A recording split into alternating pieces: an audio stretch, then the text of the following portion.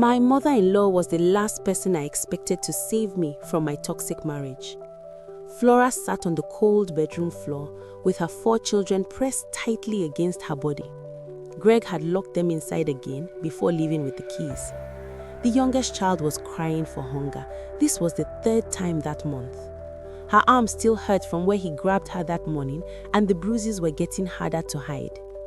She had tried speaking to her parents the year before. Her mother shook her head and said marriage was about patience. Her father said all men had their ways and that she should pray more. They told her to think about the children and what people would say. Flora returned home that day feeling more trapped than before. The family meetings made things worse. Greg's relatives came and talked for hours. They said Flora needed to respect her husband more, cook better food, and keep the house cleaner. Nobody asked about the marks on her neck or why the children looked so afraid.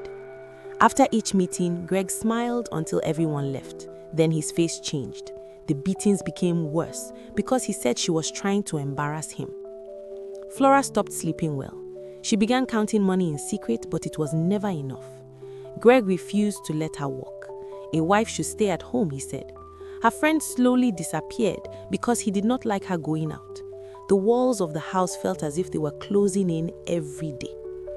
She thought about leaving, but where would she go with 4 children and no money? Her parents would only send her back. Her siblings had their own problems. Every door felt closed. The night Greg locked them in the bedroom for 5 hours was the worst. The children cried until they had no tears left. Flora held them and sang softly, even though her ribs ached from where he had shoved her into the table. When Greg finally returned, he smelled of alcohol and did not even look at them. Then one Tuesday afternoon, her phone rang. It was her mother-in-law. Flora's hands shook when she saw the name. Greg's mother never called her. The woman's voice was calm and steady.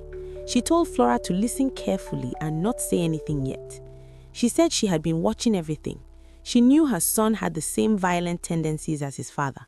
She admitted she had stayed silent too long, but not anymore. Then she said something that made Flora feel dizzy. Flora needed to prepare to travel abroad with the children. Everything had already been arranged.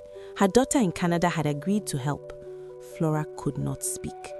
Her mother-in-law warned her not to tell anyone, not her parents, not her friends, and especially not her husband. She would call again with more details. Then the line went dead. From that moment, the escape plan was built on whispers and secret phone calls.